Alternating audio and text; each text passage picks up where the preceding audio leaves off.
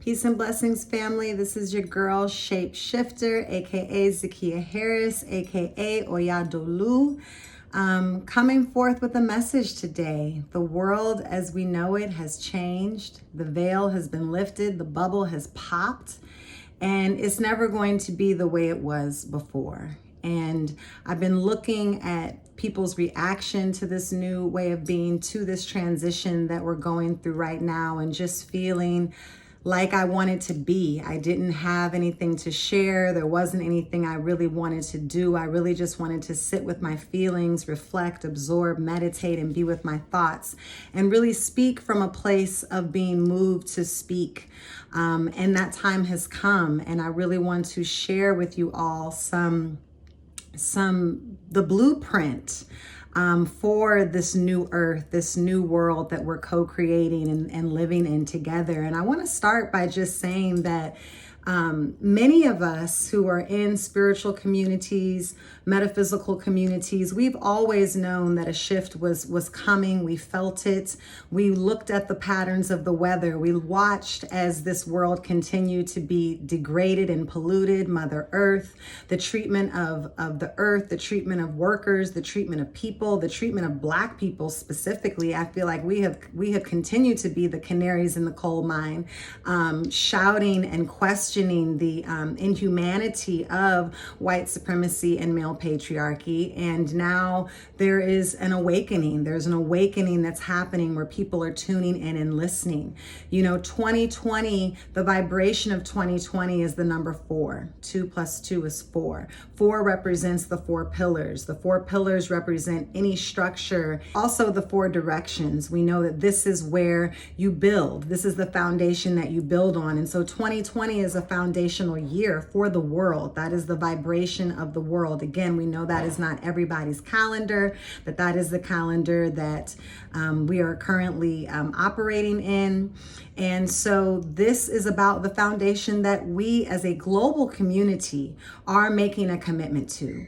And so the reality was the foundation that we had before was broken. It was built on the blood, sweat, and tears of our ancestors. It was built on the degradation of the planet. It was built on the degradation of the feminine principle. And so we knew that that world was going to have to be destroyed.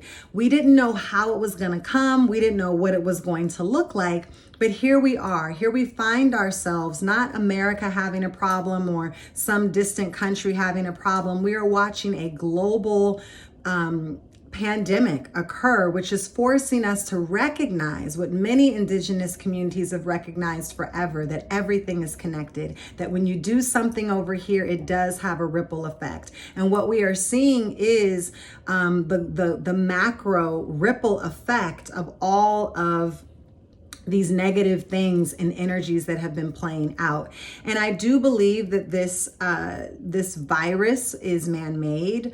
I believe that it was created by people for the destruction of others. And I also believe that they put it out and like a boomerang, it came back, and now it is actually attacking the people that thought they were going to be immune from it, and it's having some disastrous effects. And so what we're seeing, especially because I'm in Oakland, California, you know, the center of the tech epicenter of the world. You know, I live in a place where just 3 weeks ago, you know, this is one of the most expensive places to live on the planet. We've been living in this artificial world where these companies are valued at billions of dollars. Rent is thousands of dollars. There's just been this unsustainable, inequitable bubble of industry and economy that has been pushing people out and displacing people, removing people from their homes. And you see the fragility of the system that literally in 1 week, not just the Bay Area or America economy, the whole global economy has truly collapsed in really a week. And so I think about that notion of, you know, people being a paycheck away from homelessness. No, we're a week away, right? And not just we, the global we. Even these companies that were valued at all of this money and all of these billions of dollars are in the same situation, right? And so not only are we seeing the interconnectivity between us all, but we're also also seeing that all of that was fake. It was bullshit. It was like the Wizard of Oz. The veil has been lifted and you realize there's just one person standing back there, and that person doesn't even know what they're doing. And so the opportunity now is for us to decide, because we have received a collective pause that Mama Earth has given us. The whole world is going within right now, whether they wanted to or not. Right? We're going into our homes, into our own souls, our own spirits, and really deciding, what do we truly want to build? Even many of us who called ourselves progressives and radicals are having to confront that when the system started dying, they actually had a problem with it, right? That they really didn't want to let go of capitalism and white supremacy, because the only thing that they know. And so the fear of what else could come is just been devastating. And I want to note that fear also debilitates and weakens your immune system. Fear and panic. And so that gets me into what I want to call this video is really about, what are the new currencies? What is the new currency? The things that we're trading, the things that actually have value in this earth, this new earth that we're having the opportunity to build. And as one of my teachers says, we are hospicing the old world and we are midwifing the new. So we are in a transitional place, just like the caterpillar goes from the caterpillar to the chrysalis before it becomes the butterfly. We are in that sense of uncertainty. And so we have to call ourselves into what we're truly rooted in. And so the first currency, which is really just the first law of nature, is the law of self-preservation, right? Knowing that every animal, everything of life, its primal instinct is to survive, right? Is to survive and is to adapt. And again, for many folks of color, for Black people, we've been surviving, right? We want to move to a place of thriving, but the uncertainty isn't something that's going to rock us, because name a time in history where people of African descent have been in America where we haven't been faced with uncertainty. There's no historical time period where we have not had uncertain futures, and still we've been able to thrive, we've been able to resist, we've been able to create. And so one of those currencies is the currency of your spirit. Your spiritual practice is actually valuable currency right now, because it is part of your self-preservation and it is part of life or death. This isn't about self-care. This isn't about wellness. This is actually about getting your spirit right, realizing that, as they say, we are in this world, but not of it, that we are connected to something greater that can never be destroyed and can never be taken away. And for those of you who already had a spiritual practice, you might recognize, I'm not actually panicking as much as my friends that don't have a practice, because you are already cultivating an awareness and a connection to something greater than you.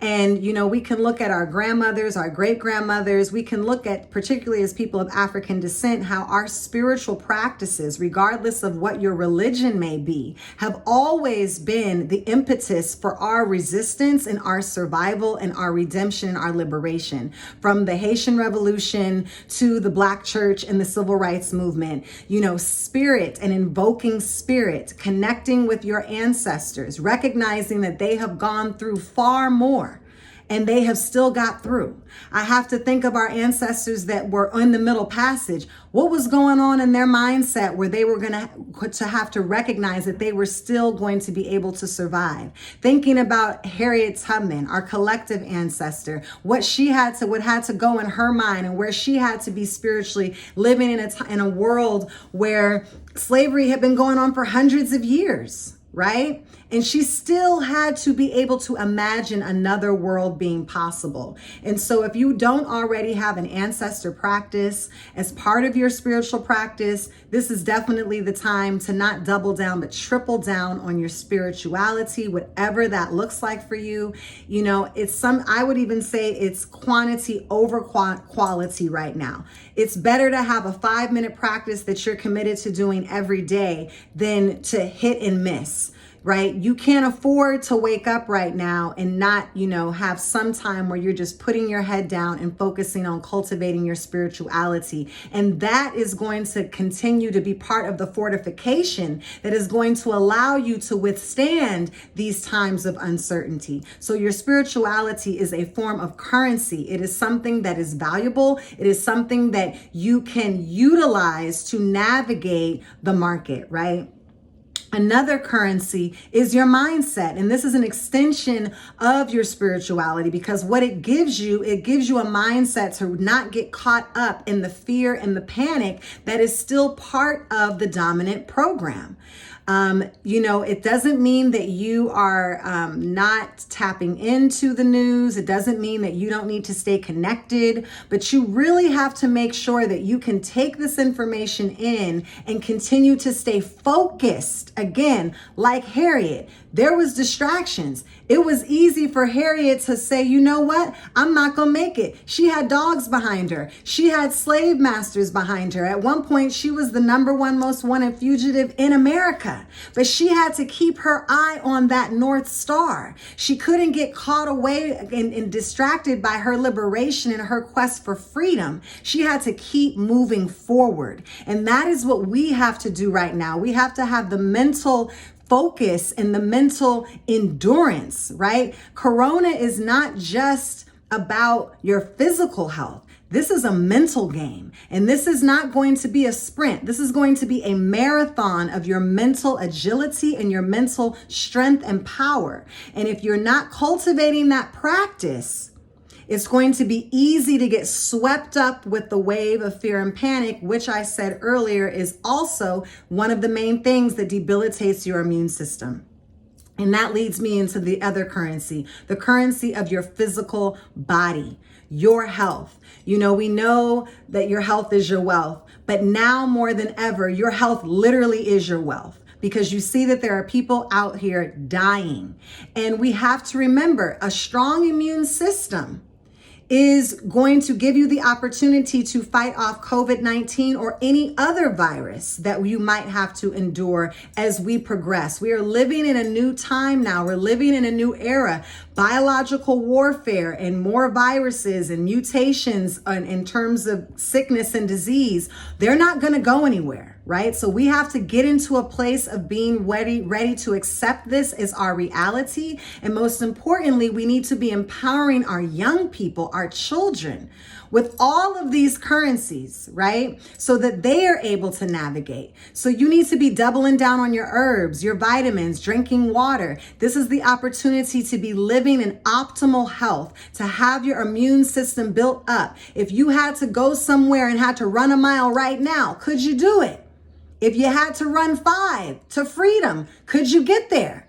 Right? If you had to pack up right now, are you agile enough to even move forward? And your physical health is a critical piece of the currency, because you can have all the money in the world, right? We were taught before, oh, it's all about money. It's all about money. But what good is money if you're sick? It's not enough.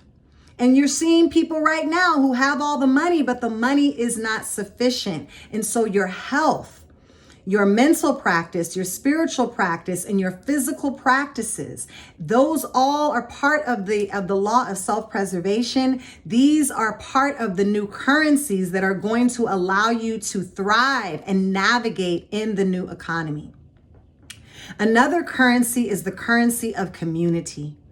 One of the things that is primal and integral to a people is coming together and being in community. We know that a child, a newborn, cannot live if it does not have the connection to its mother. We know that every indigenous society on the earth actually built their cities, built their communities in models of the compound models, in models where there are centers and concentric circles that all come around a center, a whole, a meeting place, the cipher, the way we get down, the ring shot, right? These are indigenous ways of being, as how we come together. Even in the Constitution, the right to assemble is actually a right, that you have a right to come together in community. And so when we get to the point where our right to come together in community is broken, And even more so, some of us don't even have real communities, have not cultivated communities. If you've been cultivating friendships based on bullshit, friendships based on your job and that identity, friendships based on what you can consume and what you have and what you can touch and materialism, those connections are not going to serve you in this new economy. And so community, the fact that you are cared for, how many people are checking up on you right now? How many people are you checking in on? If you needed something, do you have people that you can rely on? Do you have people that can rely on you? Our community and our ability to be together, even if we have to be together virtually or be together offline in other ways, is a currency that money cannot buy. And there are many people right now who are isolated, who are living alone, who don't have community, who don't have folks that they can rely on. And that is really sad. And that's something that we have to change. And so reach out to your people, continue to stay connected, ask them what they need, plan with your community. This is a wonderful opportunity to be planning. What are we doing next, right? What is that going to look like for us? And that leads me into the next currency, is the currency of collaboration.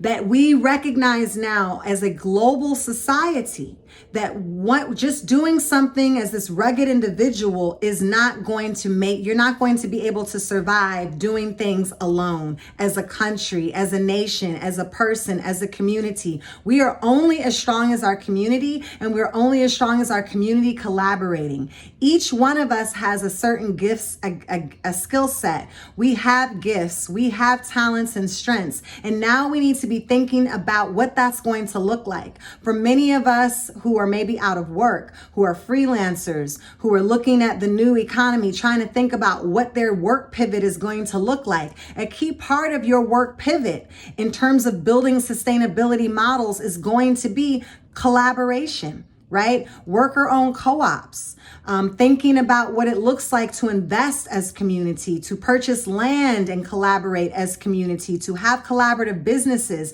to think about what is it that you do very well, but where are those places where you don't need to reinvent the wheel? Where are those places where you can connect and collaborate with other like-minded people? It is through our community, it is through collaboration that is also going to be a critical currency that is going to allow you to maintain in this new world.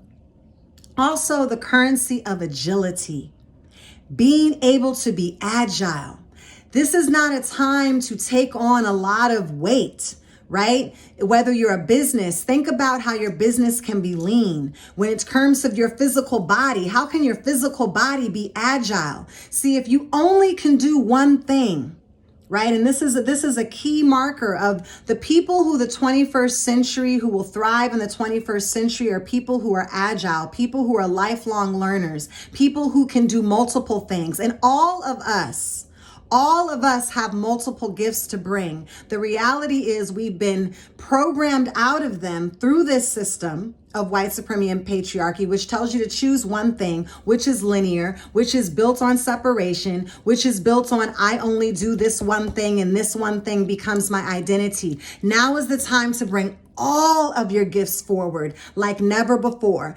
Do a assessment of all of the different gifts, skills, strengths that you have. Think about in small, lean, simple ways, right? This art of prototyping, of just trying things out. This isn't a time to try to take on a bunch of debt or needing a bunch of startup capital to do something. This is about piloting small, trying to think about where you don't need money. What resources can you bring together, right? How can you think about being a lifelong learner, constantly learning new things? Because those people who only could do one thing, as you see right now, when that one thing is gone, they don't have anything else.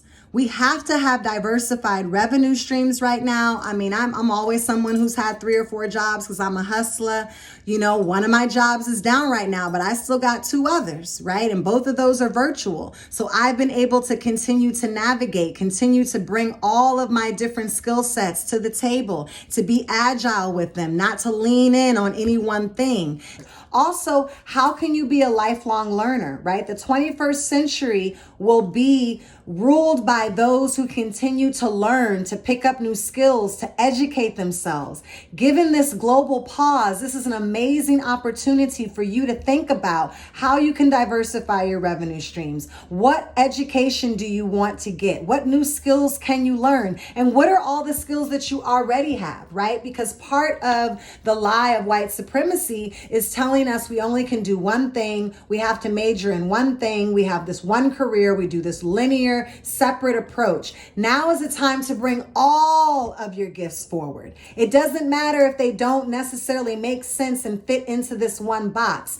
Every single one of your gifts are medicine. They are things that the earth needs, that the world needs. They are things that you can collaborate with other people on, and you're going to need to strengthen and refine all of them. This is a wonderful time to take an assessment of what those things are, and to use the fact that, again, you've gotten this global reset, this global pause, to really go deeper into refining what that looks like. And just imagine, for those of you who wanted to launch that business or had a venture that you haven't been able to get off the ground, if you would have done it 3 weeks ago, it might be obsolete right now.